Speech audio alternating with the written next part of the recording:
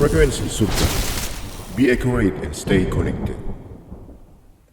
Smith Wigglesworth, Rasul Iman. Beliau adalah tokoh kegerakan yang dipakai Tuhan dengan luar biasa. Ada banyak orang yang mengalami perbuatan tangan Tuhan yang ajaib melalui pelayanannya dan percaya kepada Kristus sebagai juru selamat. Smith dilahirkan pada tanggal 8 Juni tahun 1859 di desa kecil Manston, Yorkshire, Inggris. Seorang pria yang sederhana namun dipakai Tuhan dengan hebat karena cintanya kepada Tuhan yang sangat besar. Imannya yang menginspirasi dan membuat orang banyak mengalami Tuhan melalui keberadaannya. Pada akhir tahun 1900-an, Smith pergi ke Leeds untuk menghadiri ibadah kesembuhan ilahi. Dan Smith pun mengalami kesembuhan dari sakitnya. Disitulah ia pertama kali mengabdikan diri dalam pelayanan kesembuhan. Smith pergi ke seluruh penjuru negeri untuk memenuhi panggilan pelayanannya. Ia pun terus mengembangkan kebiasaan berdoa dan berpuasa. Rasa lapar dan haus akan Tuhan kian membara dalam kehidupan Smith. Bahkan dia tidak mengizinkan bacaan apapun masuk ke rumahnya selain Alkitab. Ia membaca dan menjadikan Alkitab bagian dari hidupnya. Tidak pernah lebih dari 15 menit ia tidak membaca Alkitab. Smith menjaga hidupnya dari hal-hal duniawi. Dia tidak membiarkan pengaruh dunia mencemari hidupnya. Setiap 30 menit sekali Smith juga membangun kehidupan doanya kepada Tuhan. Ia selalu menghubungkan kembali dirinya dengan ruang tahta. Tidak pernah lebih dari 30 menit dia tidak terkoneksi dengan Tuhan. Kehidupan yang saleh sungguh nyata terbangun dalam hidup beliau. Smith sangat memberi bobot terhadap firman Tuhan dan sangat disiplin dalam mempelajarinya. Dia tidak pernah menganggap dirinya berpakaian lengkap jika dia tidak membawa Alkitab. Kemanapun dia pergi, dia selalu membawa Alkitabnya dan terus membacanya. Pelayanannya pun dipakai Tuhan dengan luar biasa. Kuasa Tuhan sungguh dimanifestasikan dengan dahsyat. Kuasa kesembuhan sangat terlihat di dalam pelayanannya. Bahkan kesaksian kesembuhan melalui hamba Tuhan Smith ini terdengar di seluruh penjuru dunia di zaman itu. Kehidupan iman sangat melekat di dalam dirinya. Teori Smith dalam hal iman begitu sederhana, yaitu percaya saja. Smith berpulang kepada Bapa pada usianya 87 tahun. Dalam keadaan sehat bugar seperti orang berusia 60 tahun. Giginya pun masih utuh. Bahkan diceritakan seharusnya ia berpulang ke rumah Bapa di usianya yang ke-72 tahun. Namun Smith berdoa kepada Tuhan untuk diperpanjang usianya 15 tahun lagi agar bisa melayani Tuhan. Hubungan kedekatannya dengan Tuhan membawa Smith mampu bernegosiasi dengan Tuhan. Bahkan ia pernah berdoa meminta pada Tuhan untuk istrinya yang telah mati agar kembali hidup lagi. Dan rohnya masuk ke dalam tubuhnya. Dan hal tersebut terwujud, tapi tidak lama. Istrinya mengatakan bahwa ia memang sudah waktunya berpulang. Dan akhirnya istrinya berpulang kembali ke sorga. Pastor Stephen, ini manusia macam model seperti apa, Pastor? Yang bisa bernegosiasi dengan Tuhan. Dan bahkan orang yang telah berpulang ke sorga dipanggil lagi untuk masuk ke tubuhnya. Dan sampai istrinya harus berkata bahwa saya ini udah waktunya pulang, jangan panggil lagi. Lalu istrinya pulang. Kok bisa, Pastor? Sampai sedemikiankah orang bisa dikatakan bernegosiasi, bahkan meminta sesuatu yang mustahil ini, Pastor? Kata kunci yang mungkin saya bisa tegaskan adalah hubungan. Hubungan dengan Sang Raja. Hubungan dengan realita Tuhan pencipta langit dan bumi. Kalau kita sudah menjadi, pakai tanda kutip, sahabat dekat Sang Raja, permintaan yang kita miliki seaneh apapun pasti akan menjadi perhatian dari Sang Raja. Sampai sebegitunya, Pastor? Sampai sedemikian rupa.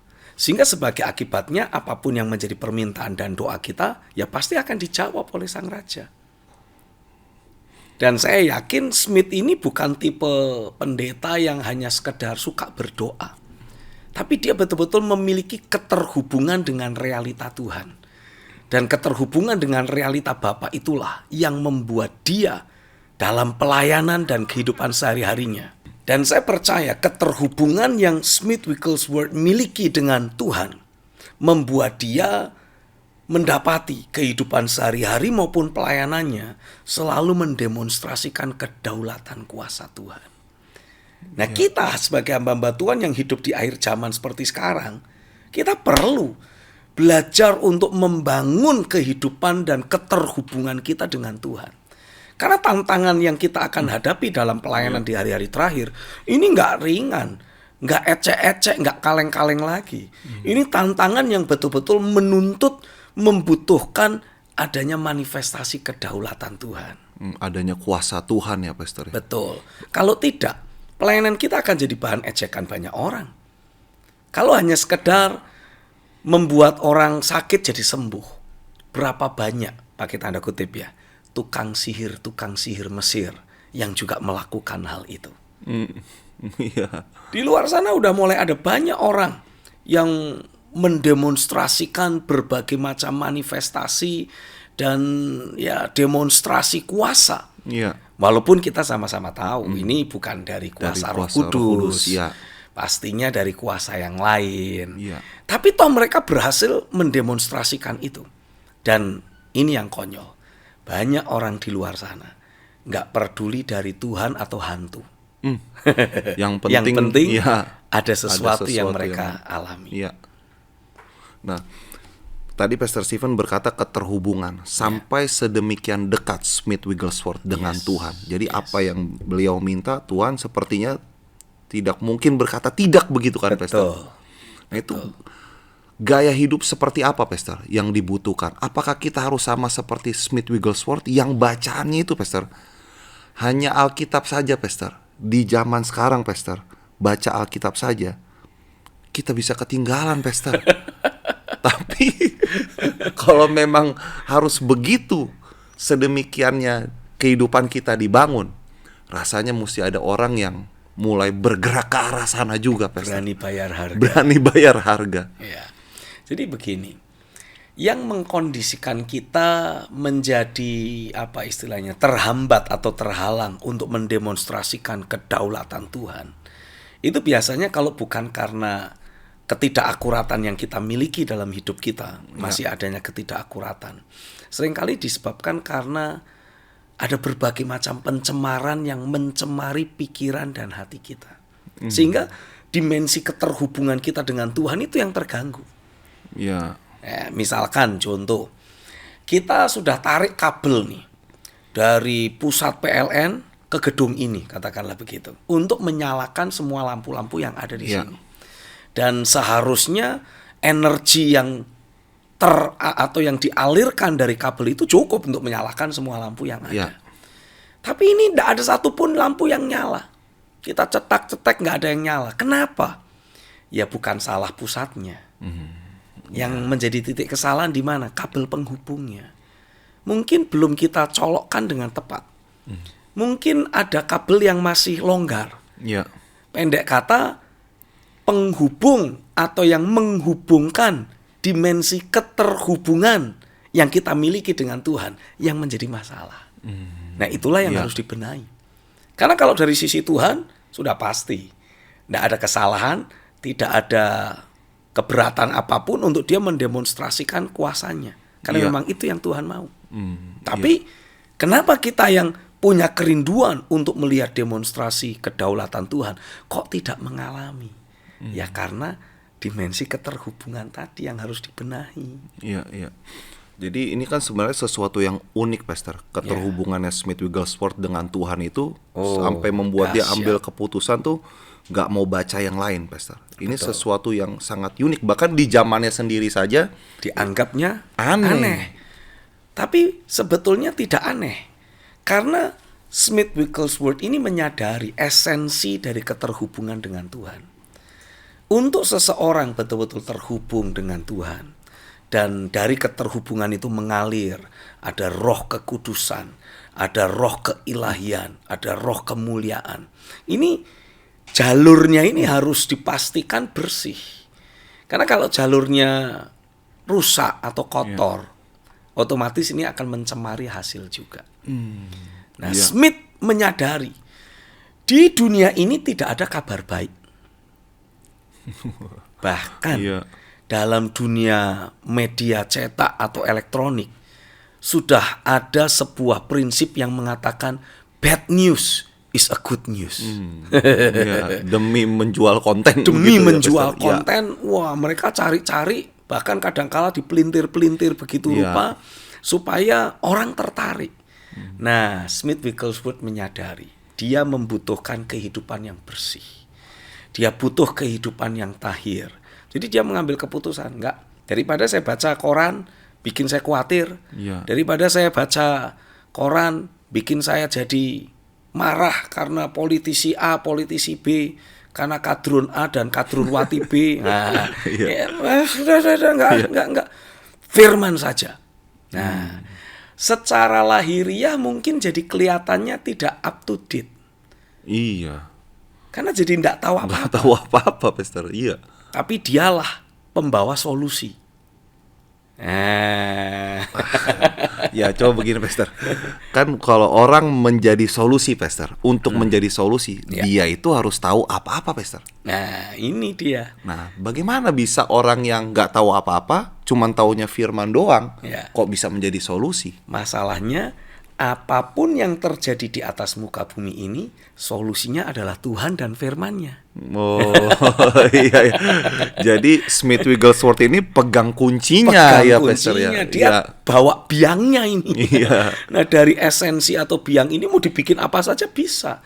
Masalah keluarga, solusinya apa? Tuhan dan firman-Nya. Sakit penyakit, Tuhan dan firman-Nya. Kekacauan ekonomi, tetap Tuhan dan firman-Nya. Pergolakan di masyarakat, tetap Tuhan dan firman-Nya. Iya, jadi itulah yang membuat Smith Wigglesworth memperhatikan dirinya ini agar tetap bersih, Pastor. Betul. Agar menjadi saluran kuasa Tuhan yang utuh, begitu ya, Pastor ya. Betul. Dengan dia berasosiasi dengan firman, dia pastikan hatinya dia bersih. Jadi selalu tahir. Tapi kalau 30 menit sekali, 15 menit sekali gitu, Pastor, baca firman. Apa ya? Kayak orang yang kecanduan kah begitu, Pastor? Atau bagaimana, Pastor? Apakah mungkin kita juga melakukan hal yang sama, Pastor? Saya ini sedang terus mencoba mengkondisikan diri saya. Kalau saya pakai istilah kecanduan itu, saya mengkondisikan diri saya kecanduan dengan hadirat Tuhan dan firman-Nya. Sering bolong-bolong, memang masih sering bolong-bolong. Saya mendeklarasikan, menggulirkan gerakan 1 jam sekali. Saya mendapati masih ada banyak yang bergumul untuk 1 jam sekali baca Alkitab atau 1 jam sekali berdoa, menaikkan penyembahan. Smith Wigglesworth 30 menit sekali. Ini masih baru 1 jam sekali aja masih banyak yang bergumul. Tapi enggak apa-apa. Yang penting mau berusaha. Yang penting mau mengkondisikan diri. Dan Roh Kudus pasti akan menolong dan membuat seberapa banyak orang yang mau, pasti akan dikondisikan menjadi orang yang selalu kecanduan dengan realita Tuhan. Dan kalau kita udah kecanduan realita Tuhan, itu tanda baik. Tanda bagus. Karena artinya kita tidak akan pernah bisa digoda oleh dosa. Karena tidak mungkin orang yang betul-betul hidup dalam hadirat Tuhan, hidup dalam kuasa doa, pada saat yang sama masih suka bikin dosa. Itu tidak mungkin. Nggak mungkin berjalan bersamaan itu ya, Pastor? Nggak mungkin bersamaan. Otomatis kalau orang masih suka hidup dalam dosa, dia tidak mungkin punya kehidupan doa. Nah, sebaliknya, kalau orang sampai hidup dalam kuasa doa, terus berinteraksi dengan Tuhan, dia juga nggak mungkin hidup dalam dosa. Ini sama saja kayak kita mengkondisikan anjing, kamu harus bisa mengeong. Ya nggak bisa. Walaupun didoain dan mau dikuasain, didoain, dikuasain, tumpang tangan, tumpang kaki, nubuatan, anjing menggonggong. Iya. Akan seperti itu. Jadi bagaimana Pastor kita melatihnya Pastor untuk bisa terus konsisten seperti yang tadi Pastor Stephen katakan. Pastor Stephen menggulirkan gerakan 1 jam sekali berdoa atau menyembah Tuhan. Nah, biar bisa konsisten Pastor, seperti apa? Biar bisa nggak bolong-bolong Pastor. Caranya adalah dimulai dengan kita setting hati kita terlebih dahulu. Sama seperti kalau kita berniat untuk berolahraga contohnya. Iya. Karena sudah punya niat, jadi bisa. Niatnya memang mau olahraga. Dan bertekad begitu ya Pastor? Dan bertekad. Iya. Pasti akan bisa. Beda kalau misalkan kita jalan kemana, lalu lihat ada poster, wah orang yang gagah besar, perutnya six pack, lalu kita bilang, gua pengen six pack. Biasanya dalam kurun waktu 1 bulan berhenti olahraganya. Karena goalnya keliru. Tujuannya keliru, tekadnya jadi tidak mensupport tentang hal tersebut. Iya. Tapi kalau kita memang punya niat, aku mau menjadi serupa dengan Kristus. Aku ingin hidup dalam keilahiannya. Aku mau membawa kuasa kebangkitan Tuhan. Ini otomatis dengan sendirinya menjadi motivasi tersendiri yang membuat kita ya 1 jam sekali langsung teringat. Apalagi kalau zaman modern sekarang kita punya smartwatch, kita punya handphone, ada alarmnya. Kita tinggal setel saja alarm kita 1 jam sekali. Harusnya bisa melebihi Smith ya Pastor ya? Harusnya karena bisa. gadget selalu di tangan. Karena ya, Pastor? gadget selalu di tangan. Nah repotnya selama ini gadget itulah yang menjadi distraction dalam hidup kita. Banyak aplikasi yang lain Pastor. Itu masalahnya. Jadi Iya. ketika kita mungkin lihat gadget kan alarm berbunyi, lihat Iya. gadget kita matiin alarm, detik berikutnya kita lihat ada game, aplikasi game. Detik berikutnya kita lihat ada aplikasi apalah, Media sosial yang lain.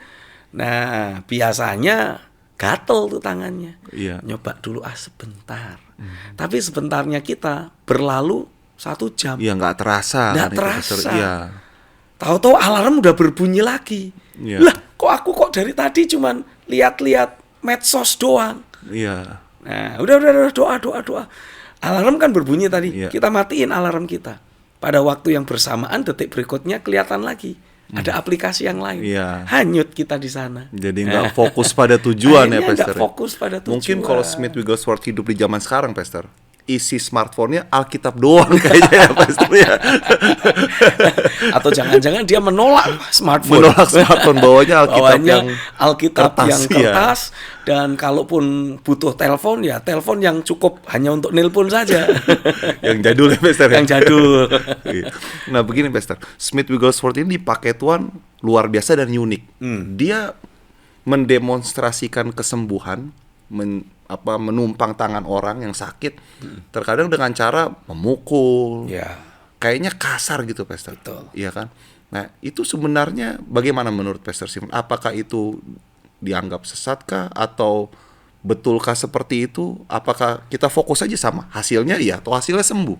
Saya Bagaimana menurut mendapati Pastor? Smith Wigglesworth ini punya sebuah dasar keyakinan yang menyatakan bahwa sakit penyakit itu bukan hanya sekedar roh dalam pengertian sesuatu yang mistik dan tidak jelas.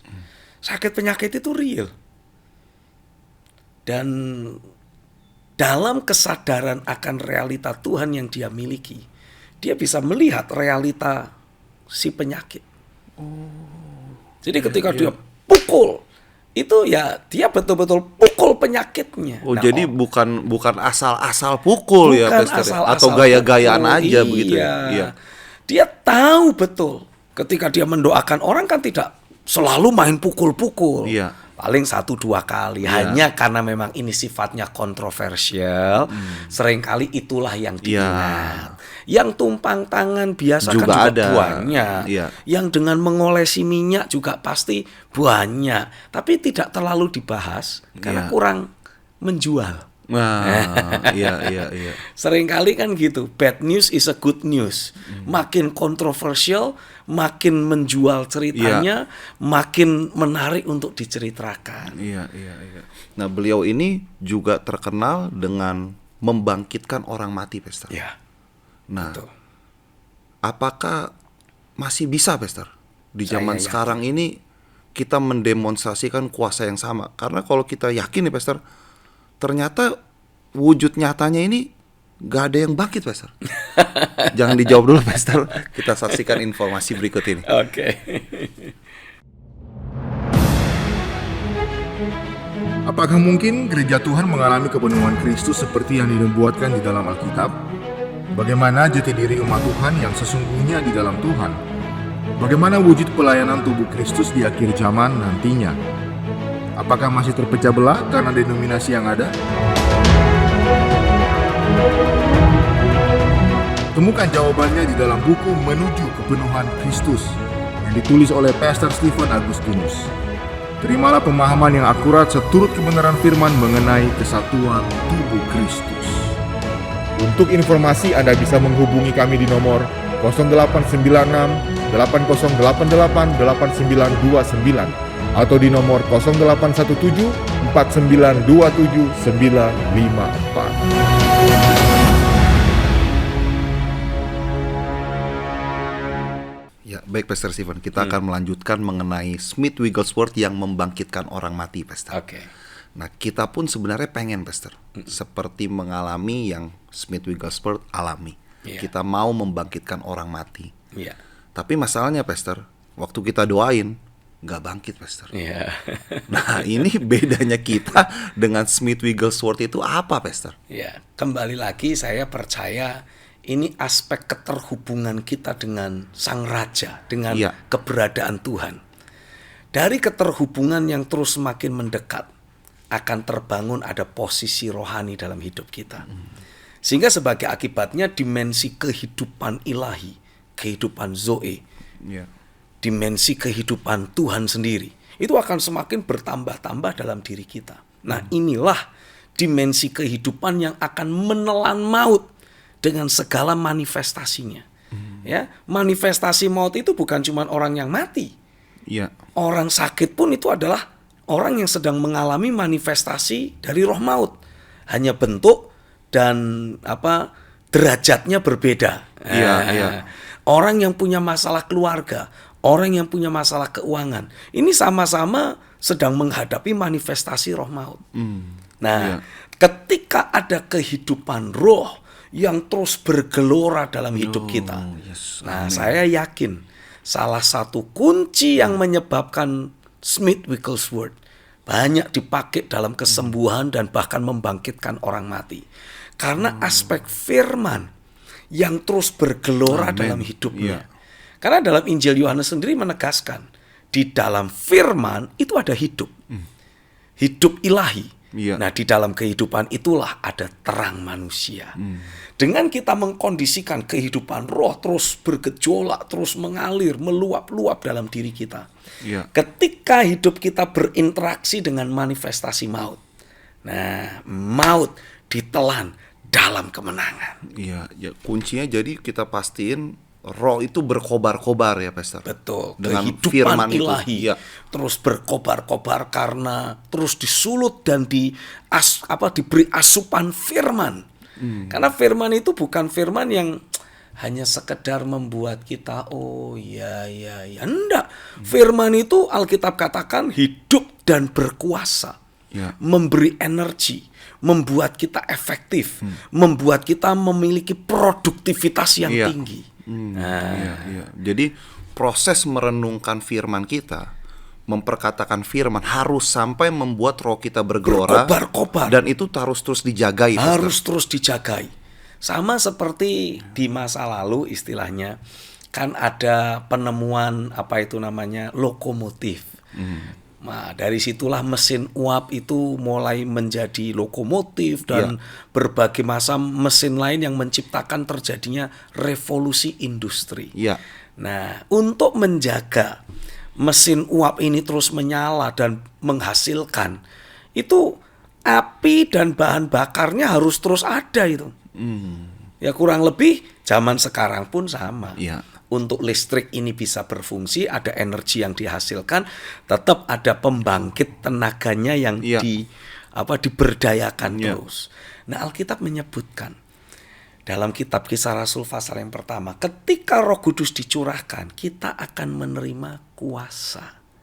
Jadi saat Roh dicurahkan dalam hidup kita akan menerima adanya dunamos. Iya. Itu kata Yunani dari kuasa dalam kitab Kisah Rasul 1 ayat Iya. yang ke-8.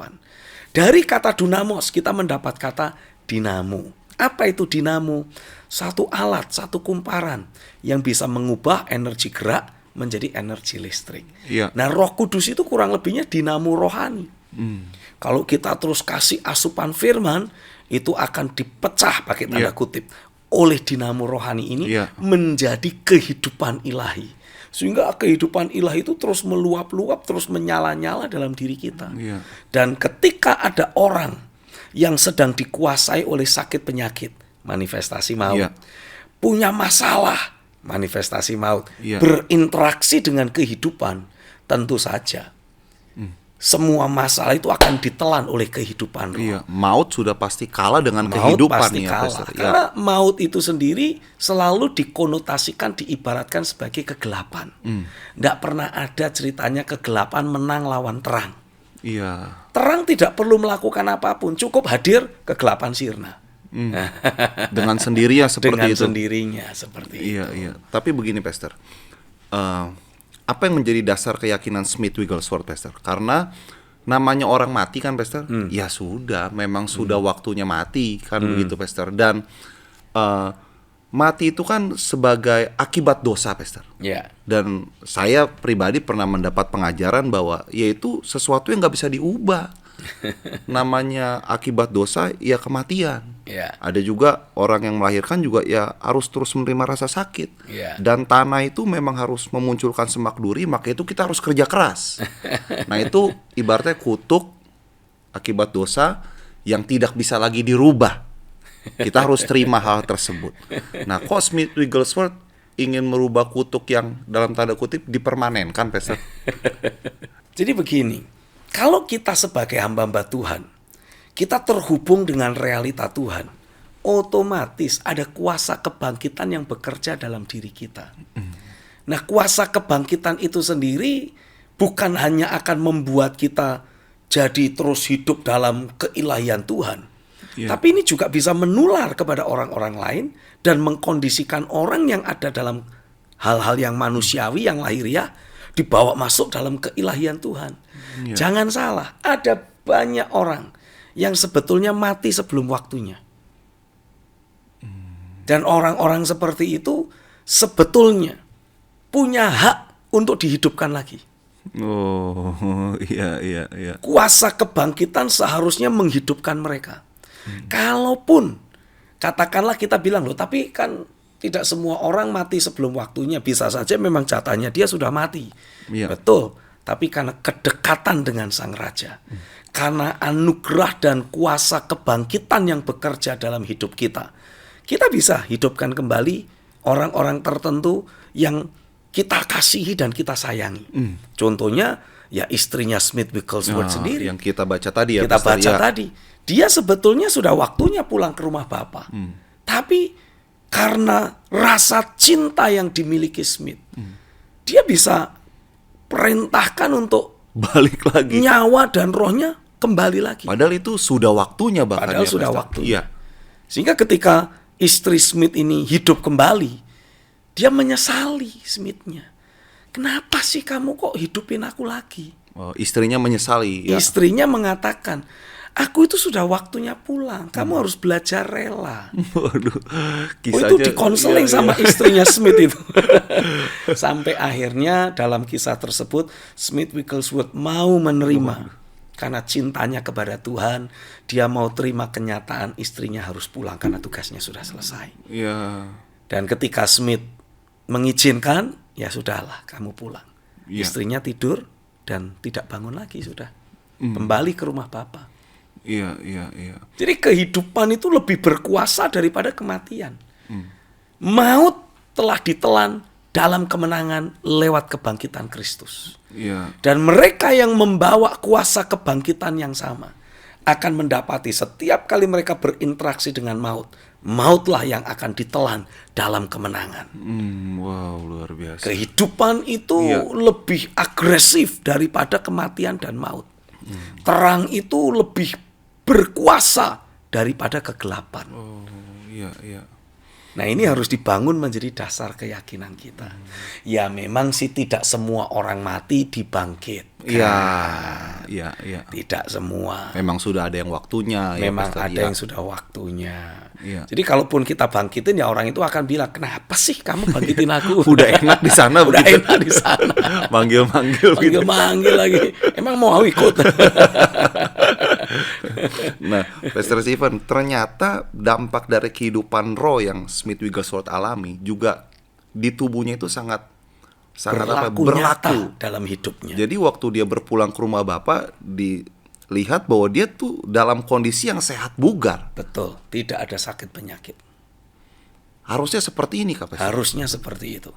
Bahkan ketika saya membaca kesaksian dari hidup Smith Wigglesworth ini, dari anggota keluarganya, Iya. saya mendapati ternyata Smith Wigglesworth ini meninggalnya itu bukan karena sakit jantung atau apa, tapi karena sedih. Karena sedih. Jadi kisahnya, dia pernah diundang untuk mendoakan seseorang. Iya. Dia sudah doakan, lalu dia pulang. Tapi belum terjadi kesembuhan. Nah, pada waktu itu Smith ini sedang menghadiri pemakaman salah satu temannya. Dan ada salah satu dari anggota keluarga dari orang yang didoakan Smith Iya. tadi, yang belum sembuh tadi, Iya. yang juga menghadiri pemakaman itu. Dan itu membuat hati Smith itu sedih. Dia kata-kata itu meremukkan hatinya. Jadi sedih. Yang pasti anggota keluarga ini menegaskan bahwa it broke Smith's heart. Membuat hati Smith itu jadi hancur, Iya. sedih. Mungkin dia sedih karena tidak adanya iman dalam diri orang itu.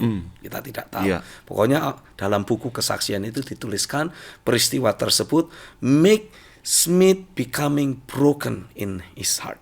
Iya. Jadi hatinya hancur, sedih. Dan ketika dia jalan, itu waktu itu kisahnya Smith itu lagi mau ke toilet, ketemu sama anggota keluarga dari orang yang didoakan. Smithnya diem aja, lalu dia mau balik kembali ke kursinya. Iya. Tahu-tahu dia kayak kesandung, kayak kesandung sesuatu. Lalu oleh anggota keluarganya ini, karena mau kesandung kan kayak dipegangin begitu. Iya.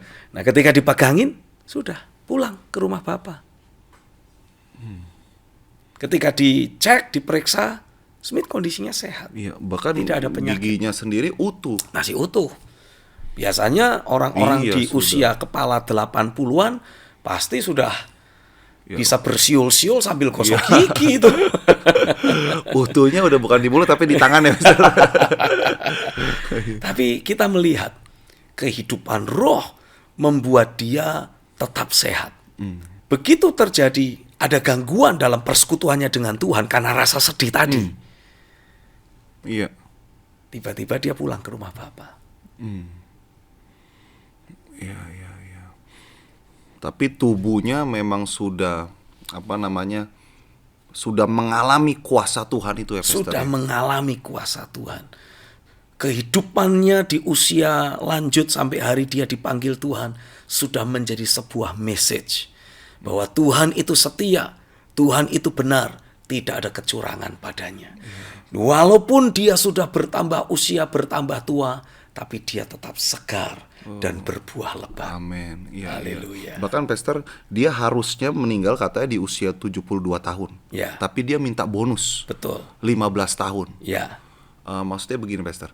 Ini bonus atau kok panjang banget minta bonusnya, Pastor? Sampai 15 tahun. Apakah bisa seperti itu manusia yang sudah ditetapkan waktunya pulang? Kasih tambahan dong Tuhan. Nah, bolehkah kita, Pastor, juga meminta hal yang sama seperti Smith Wigglesworth? Jangan dijawab dulu, Pastor. Kita saksikan informasi berikut ini.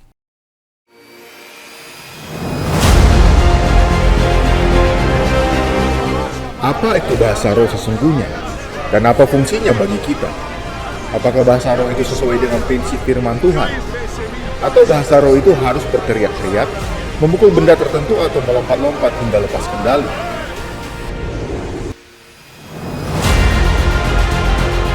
Sampai saat ini bahasa roh masih selalu menjadi perdebatan yang tak berujung di dunia kekristenan. Tidak sedikit yang akhirnya menjadi sesat akibat pengajaran bahasa roh yang tidak akurat sesuai firman Tuhan. Temukan jawaban kebenarannya mengenai bahasa roh dari sudut pandang dan tujuan Tuhan di dalam buku Membangun Manusia Rohani yang ditulis oleh Pastor Stephen Agustinus.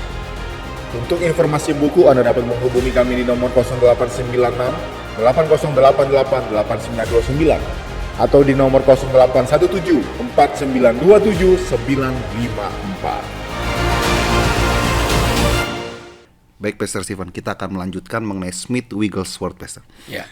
Nah, beliau meminta tambahan usia. Seharusnya beliau meninggal di usia 72 tahun.